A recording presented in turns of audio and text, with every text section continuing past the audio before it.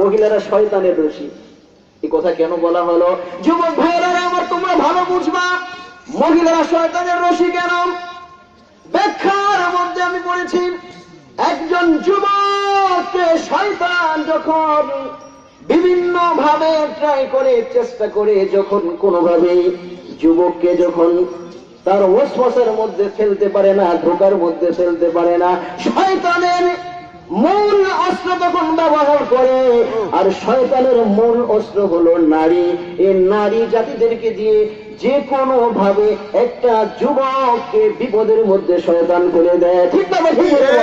হাত্তাকে এই বিপদ থেকে একজন আলেম হয়ে পায় না, অনেক সময় চলে যায় নায়েবে রাসূল আলেম, কিন্তু শয়তানের ধোকায় নারী গঠিত ব্যাপারে সম্পৃক্ত হয়ে গেছে। আছে না না? এমন হয়ে যায় এরকম। কারণ শয়তানের সবচেয়ে বড় মারাত্মক অস্ত্র হচ্ছে এই নারী।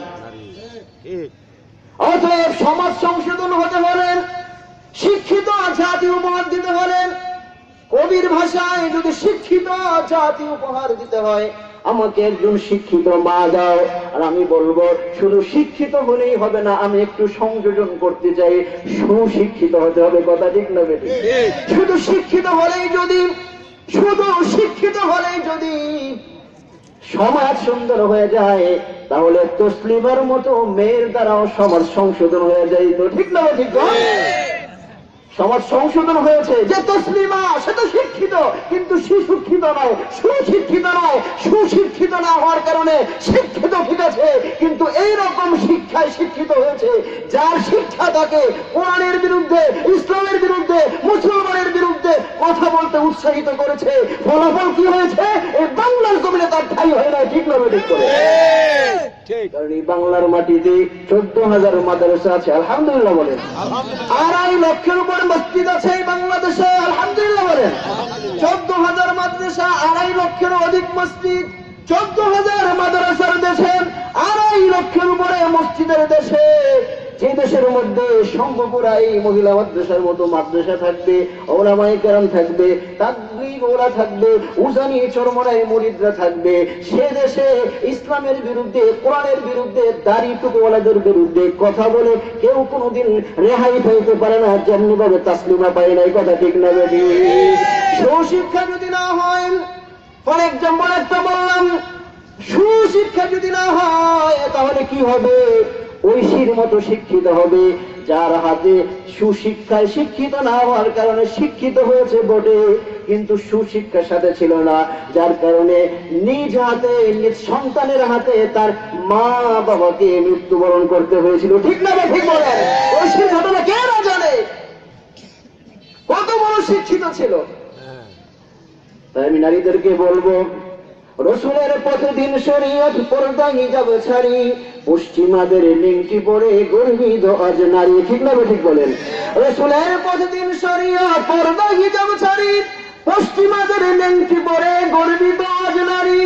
নারী তোমার পর্দা হলো মান সম্মানের ভূষণ, ছাড়িয়াটা নিজের জীবন করিও না দূষণ। নারী তোমার পর্দা হলো মান সম্মানের ভূষণ, ছাড়িয়াটা নিজের জীবন করিও না দূষণ। বোরকা পরো ঢিলা ডালা, বোরকা পরো ঢিলা ডালা, হাতে পায়ে মোজা, তারপরে নারী তুমি চলো সরল সোজা।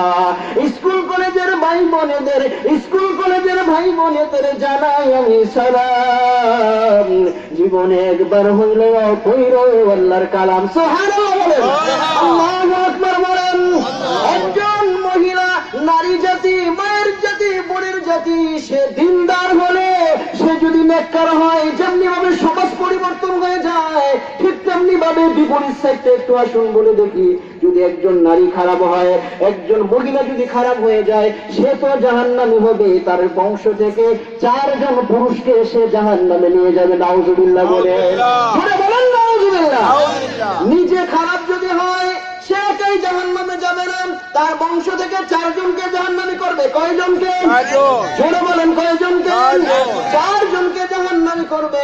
1 নাম্বার হলো তার বাবা, বাবা কিসে জাহান্নামে নিয়ে যাবে? 2 নম্বরে তার বড় ভাই থাকলে বড় ভাইকে জাহান্নামে নিয়ে যাবে। 3 নম্বর হলো তার স্বামীকে সে জাহান্নামে নিয়ে যাবে। 4 নম্বর হলো তার সন্তানও জাহান্নামী হবে, কারণ কাল কিয়ামতের ময়দানে নিজে বাঁচার জন্য এদের উপর সে দোষ চাপাই দেবে। ঠিক না ঠিক কথা বলে? আল্লাহ পাক রব্বুল আলামিন কোরআনে কারিমে সূরা নিসার 11 নম্বর আয়াতে আল্লাহ বলছেন, লিযযাকারি মিসলু হাজ্জিল উনসায়াইন ইউসিকুমুল্লাহু ফি আওলাদিকুম। আল্লাহ পাক রব্বুল আলামিনের এই আয়াতকে কেন্দ্র করে অনেকে বলে ফেলে, অনেকে বলে থাকে যে আল্লাহ তাআলা নারীবাদীর স্লোগানে অনেকে বলে আল্লাহ তাআলা নারীদেরকে ঠকাইছে। আল্লাহ পাক রব্বুল আলামিন এই কোরআনের মধ্যে বলেন 11 নম্বর আয়াতের মধ্যে সূরা নিসার, আল্লাহ পাক রব্বুল আলামিন পুরুষকে যে অংশ দিয়েছে বাবার সম্পত্তি থেকে, নারীদেরকে তার অর্ধেক দিয়েছে। অর্থাৎ 2জন নারী মিলে যেই অংশটুকু পায়, একজন পুরুষ তার ডাবল পায়। সুবহানাল্লাহ বলেন। এটাকে কেন্দ্র করে এক শ্রেণীর নারীবাদী তারা বলে ইসলাম নারীদেরকে ঠকাইছে। কাম টু দ্য পয়েন্ট, কথা খেয়াল করে, এদিকে খেয়াল করেন। আলোচনা আমার শেষ, আমি আরেক জায়গায় যাবো। আমার আলোচনাতে হুজুর চলে আসছে, আমারও শেষ। নারীদেরকে ইসলাম ঠকাইছে কিভাবে? 1 মিনিটে বলে বলে আসুন।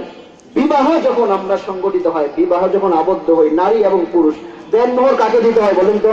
নারী দেয় না পুরুষে দেয়? কথা বলেন নাই?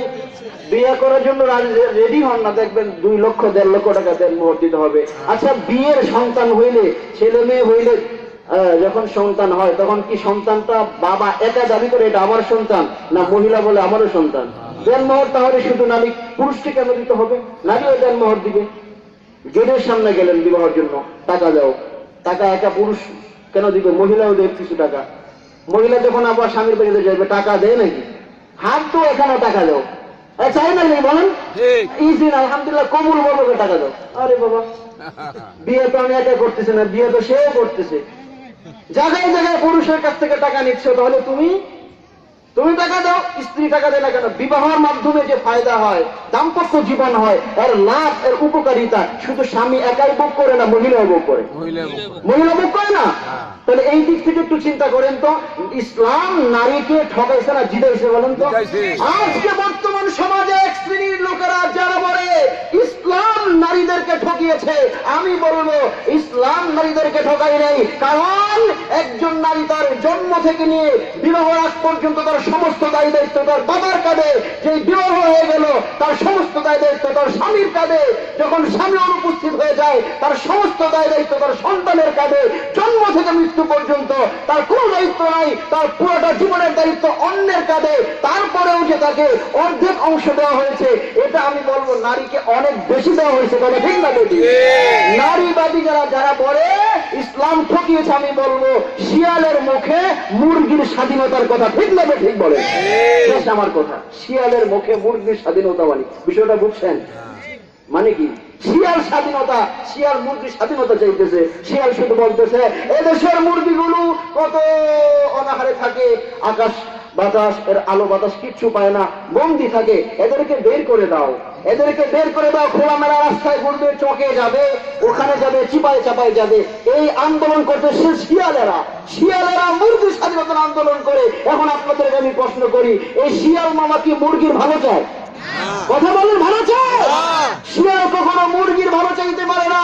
শিয়াল স্বাধীনতার আন্দোলন করতেছে মানে নারীকে অবাধে বের করে, রাস্তায় খোলামেলা বের করে, এদেরকে ভোগ করার জন্য, এদের ইজ্জত সম্মানকে পুরস্কার করার জন্য তারা নারীবাদীর স্লোগানে মাঠে নেমেছে। কথা ঠিক না ঠিক? আলহামদুলিল্লাহ রাব্বিল আলামিন। সংক্ষেপে যে কথাগুলো বললাম, আল্লাহ তাআলা আমাদেরকে, প্রথমেই বলছি শিরোনামাগারে কিছু কথা বলবো। পার্শ্ববর্তী মসজিদের ইমাম সাহেব হিসেবে আমাকে অনুরোধ করেছেন, সংক্ষেপে কিছু কথা বললাম। আমি আরেক জায়গায় আলোচনা করতে যাব, আপনাদের কাছে দোয়া আছে। আমি এখানেই সংক্ষেপে আমার আলোচনা শেষ করছি। ওয়া আখিরু দাওয়ানা আলহামদুলিল্লাহি রাব্বিল আলামিন। সকলে বলি মাশাআল্লাহ।